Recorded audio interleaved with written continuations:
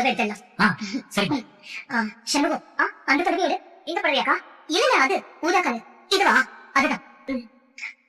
இது மூக்கு நல்லா இருக்குமா? உங்களுக்கு பிடிச்சிருந்தா அது நல்லாதாமா இருக்கும். இதே எடுத்துக்கலாமா? துளசி இந்த புடவை நல்லா இருக்கான்னு பாரு.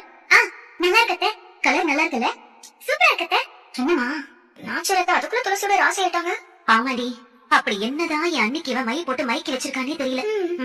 அம்மா என்னமாவும் நல்லா இருக்குன்னு சொல்லிட்டாங்க. அப்போ இதே எடுத்துக்கலாமா? சரிடா. ஏடா உன் அம்மாவுக்கு பத்திரமா கொண்டு போய் வச்சுக்கோ. சரிம்மா. உனக்கு போதுமா இல்ல இன்னும் எடுக்கலாமா? இப்போ இது போதுமா?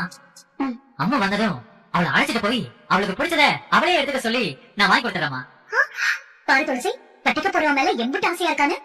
இப்பவே இவன் பொண்டாட்டி தாசனா இருக்கான்ல. டேய் நீ தேடிட்டு வரா. துளசி நீ உனக்கு புடவை எடுத்துக்கிறியா? இல்லத்த வேண்டாம். ஏன் துளசி? பாரு நல்லா இருக்குமா? எனக்கு தான் ஏற்கனவே எடுத்தாச்சு.